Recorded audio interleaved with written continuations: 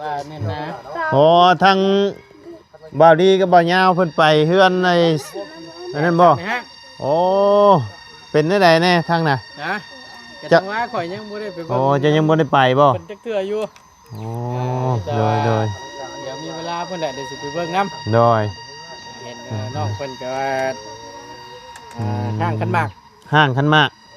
โอ้เพิ่นว่าได้ประมาณนั้นโดยพุ่นฮะถามแล้วพุ่นจักเลยยังเพิ่น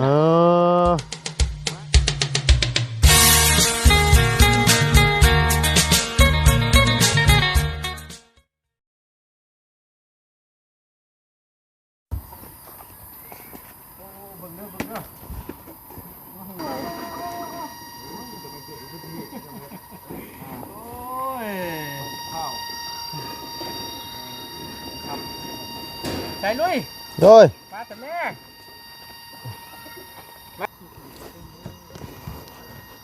เอาเนาะไปนั่งเลยเท่าไปกินคอนมะพร้าวซอยทั้งน้องพรลูกเฮิมเพิ่นมาตูนเพิ่นกินนี่ไปนั่งเลยเหงื่อแตกเลยห้องเง่งอยู่บัดนี้เนาะเนาะพี่น้องเปิดภาพมาวันนี้กับพี่เด้อพี่น้องเด้ออยู่เมืองพรานไซบ้านเทิมใหญ่เนาะเดินทางลงมาฮอดช่วงแรงๆเนาะพี่น้องก็เลยแบะมาหาทั้งน้องพรเพิ่นก้อนพี่น้องเลยบ่ามีอย่างคืบหน้าไปฮอดไซในแล้วเนาะพี่น้องเลยทางเฮือนชานเพิ่น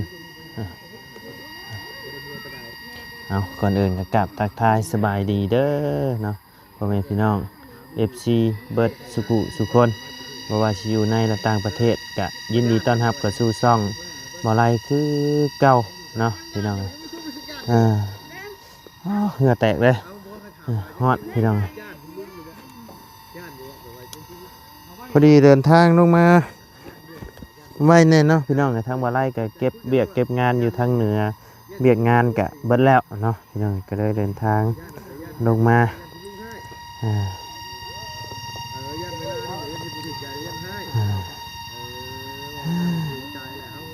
วิเช้านี่ทั้งสเตลเพิ่นโทรมาพี่น้องโทรมาบาดูบสบายแห้งเนาะโทรมาหาวาไลบนอยู่เนื้อผู้พี่น้องเลยพอดีเมื่ออื่นจังสิไปถามไทยเพิ่นเบิ้งเนาะพี่น้องเลยมาเป็นจังใดเนาะโทรมาขอความช่วยเหลือว่าลูกเป็นไข้บ่สบายเนาะได้เอ้ยขอความช่วยเหลือในเด้อเพิ่นบ่าเนาะจะได้ให้เจ้าไปซื้อให้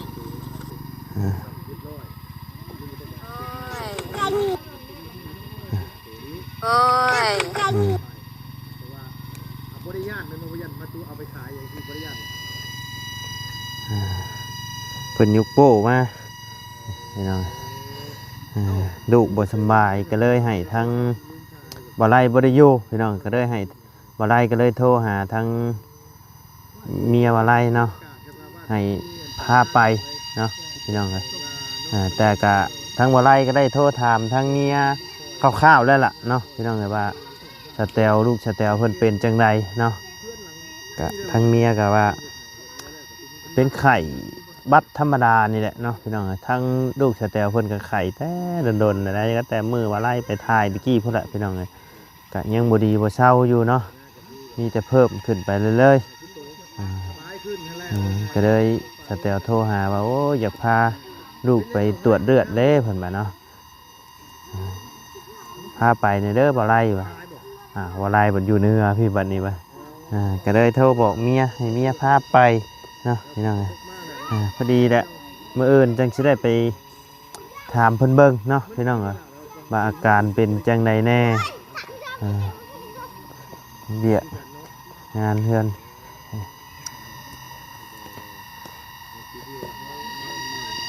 แบบเป็นจังใดอาการเพิ่นดีขึ้นแน่ละบ่เนาะมาวันนี้กับป้าเนาะพี่น้องเลย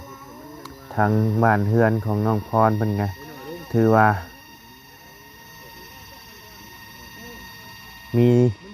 เปลี่ยนแปลงไปหลายสิ่งหลายอย่างอยู่ได้เนาะพี่น้องเอ้ยตีนเสาแป้นไม้มาลายแล้วพี่น้องเอ้ยไม้ก็มาลายแล้วเนาะไม้48ไม้แป้นนี่น่าจะมาครบแล้วพี่น้องเอ้ยไม้แป้นนี่ฮอด60แล้วประจักษ์เนาะเสาตีนเสาก็มาแล้ว12ต้นเนาะพี่น้องเอ้ยเดี๋ยวสิเข้าไปแสดงความยินดีกับน้องเพิ่นก่อนเนาะพี่น้องเอ้ย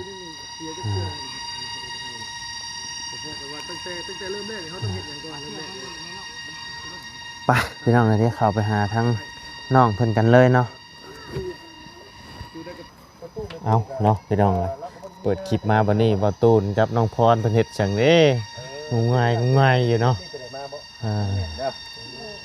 ขันไว้ยำตกเฮ็ดยังติดแผงชนะเซลบ่โอ้เคลื่อนที่มันบ่ได้เคลื่อนที่เอามาไว้แบบนี้ที่แรกน้องเพิ่นเอาไว้ตรงหลังคาเลยมันยันน้ำ โอ้โดยโดยสบายดีเด้อเนาะเอาบ่ตูนจะมากับไผนี่จะมากับไผนี่ตามนุ่มข่อยที่เก่าวันแล้วใช่ซะโอ้ข่อยก็เดียวว่าเจ้าก็บ่เห็นรถนะฮะหากันมาฮอดแม่นหาสิมาฮอดช่วงค่ำโดยโอเคกันคือว่าแม่นนะโอ้ทางบ่าวดีกับบ่าวยาวเพิ่นไปเฮือนในอันนั้นบ่โอ้เป็นได้ใดแน่ทางน่ะนะจังว่าข่อยยังบ่ได้ไปโอ้จะยังบ่ได้ไปบ่เพิ่นจักเทื่ออยู่โอ้โดยเดี๋ยวมีเวลาเพิ่นแหละเดี๋ยวสิไปเบิ่งนำโดยเห็นน้องเพิ่นก็ว่าห้างขันหมากโอ้เพิ่นว่าได้ประมาณนั้นโดยพุ่นฮะถามแล้วพุ่นจักได้ยังเพิ่นมาได้ใช้น่ะบ่ยาวมาหาไปแต่หาไปห้างขันหมากหั่นบ่โดยเฮ็ดพวกบ่ยาวบ่น่ะโอ้มีแต่ของบ่ยาวเนาะโดยได้ยังกันน่ะของไม่ห้างอันนี้ของไม่ห้างเนาะคักก็ดีน้องเพิ่นมาพากโดยมียังให้ว่าซั่นเนาะก็ได้เอาวายกับเฮ็ดเพาะจะนั่งเก่งใช่กันคักนี่ลำบาทนึงโอ้อย่าลืมเด้อลืมหยังเอาวันพายติบเข่าไอ้เตรียมมาได้เลยหามื้ออื่นข่อยไม่สิเฮ็ดน่ะปิ้งมามื้อนี่เอาเฮ็ดไผน่ะข่อยบ่ได้ฮู้เรื่องเด้น่ะโยบ่เฮ็ดบ่าวยาวบ่น่ะโยปิ้งแล้วก็มาตำกินนำกันแล้วว่าเนาะบ่าวยาวเฮ็ดกินแซ่บเด้โอ้ยอกชื่อเด้อใส่ก็ได้แต่เพิ่นน่ะเนาะฮะเพิ่นขายบ่เพิ่นเอามาขายบ่เฮ็ดยังกันน่ะเบิ่งฮะใช่เบิ่งฮะโอ้ยมันเน่าบ่แล้วบ่ยาว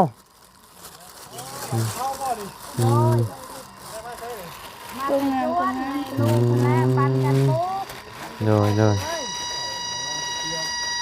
เน่าบ่แล้ว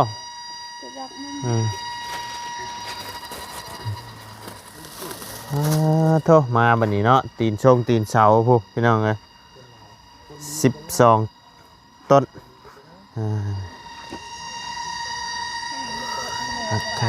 คักโอ้นั่งอยู่เทิงหันก็ได้นั่งนั่นแท้ฮะนั่งบ่ได้บ่ฮะก็เดียวว่าเพิ่นขาลำยังนั่งตะหมอบพักแค่นี้เนาะเนาะผู้ซึกโอ้ยพี่น้องเอ้ยนั่งอยู่ทำนั่งอยู่ตามเขารู้สึกผิดแล้วบัดนี้เอาลุกขึ้นนั่งน้ำกันเฮาลุกเนาะนั่งขึ้นก็ได้เนาะนั่งอยู่เทิงนั่นแหละสิเป็นหยังน้องเป็นญาติหน่อยได้ใหม่แล้วบ่นั่นน่ะบ่ได้ใหม่แล้วของลุงเฮิมมีแตกโคกนั่นบ่แตกโคกขี่รถมื้อน่ะค่ำพี่น้องเอ้ยตกหักจอยตีนเสาไผทั้งไผชื่อมานี่เบายาวป้องเป็นแน่ๆแน่ทั้งเฮือนน้องพรเพิ่นมีหยังแน่แล้วยังมีไม่แป้น ไม่มาก็ได้น้องเป็นหยังสวัสดีเพิ่นเลยนะ เอาสบายดีเด้อเนาะเอาลุกขึ้นนั่งน้ำกันท่านนั่งมีไม้แป้น แล้วก็มีไม้48ครบแล้วเนาะ ครบแล้วเนาะ เสาก็ครบแล้ว โดย ตีนเสามากก็ครบแล้ว ยังขาดอย่างแน่ตอนนี้โดยแม่ ตอนนี้ยังเหลือแต่นั่งกันเนาะ นั่งเจ้ากะ ตอนนี้ยังเหลือแต่ไม้หาคูณ10หาคูณ10เนาะแม่นแล้วก็ไม้หาคูณ15อ๋อคือไม่ค้างเฉพาะโครงนะเฉพาะโครงแม่นค่าส่งค่าสร้างมีแล้วบ่ตัวนั้นยังบ่ว่าถึงเนาะตัวไม้แผ่นไม้สลาให้รอดก่อนยังหลายอยู่ได้นี่เนาะไม้สลาพวกมงกบพวกหลังคาโดยตัวที่เฮาแต่ว่าเฮาสิเอาก่อนนี่แม่นสิเอาตัวไม้หาคูณ10แล้วไม่หาคูณ15โดยเอาล็อตนี้ก่อนให้มันไล่ก่อนคือมันจบมันไล่แล้วทั้งเจ้ายังมีข้างอยู่บ่งบอีหยังอ่ะมีทั้งข่อยมันยังบ่ได้มีดอกถามซื่อดอกถามซื่อถ้ากันมาแต่เว้นเนาะมื้อนี้เนาะผู้บริเวณไหนว่ายาวเอ้ยค่ำเนาะค่ำแล้วจ้ะเป็นได้บ่อะไรก็เปิดแพทกันมีประมาณนี้แหละอะไรอันที่มีประมาณนี้เอาเสียเนาะมีแต่ว่ามีตั้งไปกันดันมากคือกันหน่อยเพื่อนเรื่องเพื่อนโดยถึงว่ายังไม่อยากปะช่วงน้องคุณไปนี่โดยแมนคันเขาปะไปนี่แมนไปแล้วพี่น้องแทงไม่เลยแหละเนาะแมนจังว่าพากันมาลันอยู่นี่พี่น้องไม่ได้ไปอยากผลักดันให้ทั้งน้องเพิ่นในเฮือนในชาติเนาะพอดีทั้งบ่ได้กับไปเก็บงานแล้วก็ลงมาเลยพี่น้องไงเอาโอเคจะขอบใจทั้งบ่ยาวได้เด้อบ่ยาวเด้อขอบใจกันโดยนั่งตะหมอกตอบค่ากะดีอย่างนี้เนาะ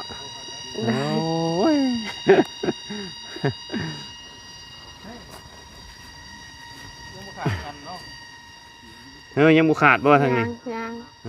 ทำเมื่อยก่อนมืออื่นเชิงต่อมันคำมันมืดแหละหมดกัดก็ยอนฮะหมุดกัดยงตัดไอ้นั่นกินนี่บ่คือสิแม่หรือว่ายุงกัดยามมื้อคืนบ่บางทีก็มีเห็นปะบ่ได้กางมุ้งบ่ใช่ยามมื้อคืนบ่มีมุ้งเลยยุงหลายบ่ยามมื้อคืนนี่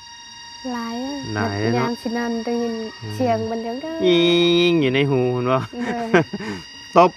บ่ถึกยุงเข้าแต่หูเจ้าของ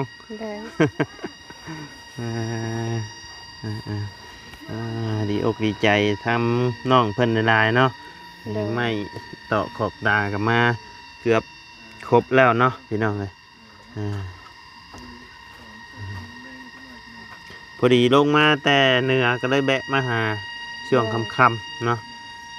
ขึ้นไปเก็บเบียกเก็บงานอยู่เหนือมีไผได้มาแจ้งข่าวดีอย่างแน่แล้ว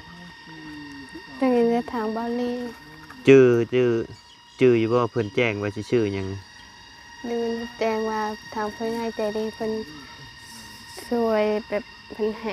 ช่วยเงินช่วยกันประมาณ10 ล้านได้ยังไง10 ล้านแต่ว่าทางบอดี้เพิ่นสิชื่อไม่ชื่อหยังบ่โดยโดยทางเฮือนน้องพรเพิ่นก็ตอนนี้ก็ในงบไม่แบบขึ้นโค้งขึ้นอย่างนี้น่าจะพอแล้วล่ะเนาะพี่น้องแต่คันที่ยังขาดก็ขาดค่าสร้างแล้วก็หลังคาแผ่นซิ่งเนาะ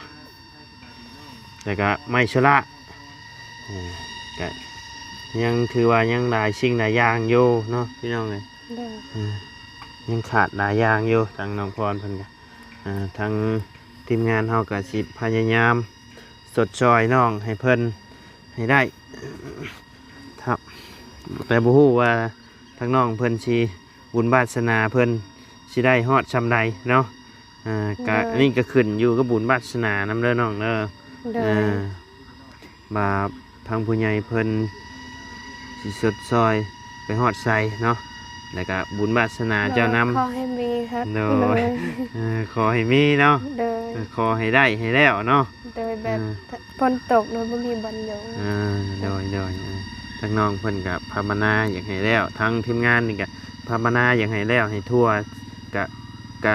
แต่ที่เฮ็ดผ่านมาก็บ่มีดังใดที่ว่าบ่แล้วเนาะแต่บากะซ่าต้องใช้เวลานำแน่เนาะบางหม่องมีงบมาไว้ก็แล้วไว้เนาะเด้อน้องเด้อ บางหม่อง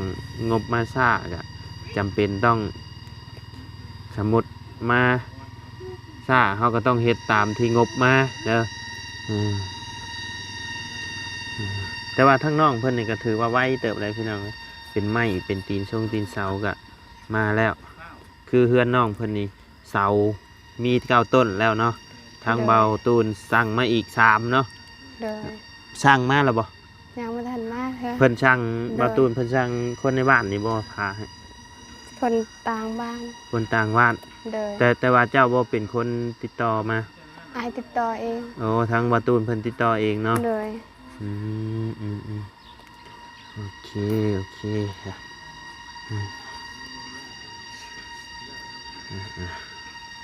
เอาโอเคซะเนาะเดี๋ยวไปเอามีต้มกินเบิดแล้วบ่มื้อน่ะ ยังพอได้กินเยอะ ยังพอได้กินอยู่เนาะ โดย คันยังพอได้กินเนี่ยเดี๋ยวละวาวสิเอาอันนมไว้ให้ลูกเจ้าเด้อเสียเด้อนมไว้ให้ลูกเจ้าไปกินเพราะว่ามีมาม่านี่ยังพอได้กินอยู่เนาะ โดย เอานมมาเอานมไปให้ทั้งลูกชายน้องพรเพิ่น โดย พี่น้อง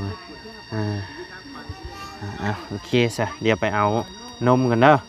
โดย แป๊บหนึงเอานะพี่น้องนะนมเด้อเจ้าก็กินน้ำก็ได้เด้อน้องพรเด้อเจ้าจอยอยู่บำรุงน้ำแล้วก็ให้ลูกกินน้ำให้โดยเอาให้น้องพรแพ็คหนึ่งก็ได้แล้วก็ไม่ให้ลูกจะกินน้ำก็ได้กินน้ำกันนั่นแหละเด้อโอเคสามีแต่ทางข่อยสิได้กลับป้าเด้อบัดนี้เด้อมันค่ำมันมืดแล้วพี่น้องนะ ทางปลอดภัยได้อายเด้อสาธุ มื้อหน้ามื้อในสิมื้ออื่นพุ่นแหละสิเข้ามาหาใหม่เด้อ โดย มื้อนี้ค่ำมืดแล้วพี่น้องเดินทางกลับก่อนโอเคเด้อสบายดีเด้อ โดยสบายดี โอเคเนาะพี่น้องค่ำมืดปืดตาเลยทางบ่ไลก็สิได้ขอจบคลิปลงไว้เพียงส่ำนี้ก่อนเด้อพี่น้องเด้อขอบคุญขอบคุณพ่อแม่พี่น้องและ FC เบิดสุขุสุคนเนาะที่เข้ามาติดตามและรับชมทั้งช่องบ่ไลเนาะสำหรับคลิปนี้ก็ล่ำลาเลยเด้อพี่น้องเด้อสำบายดีไป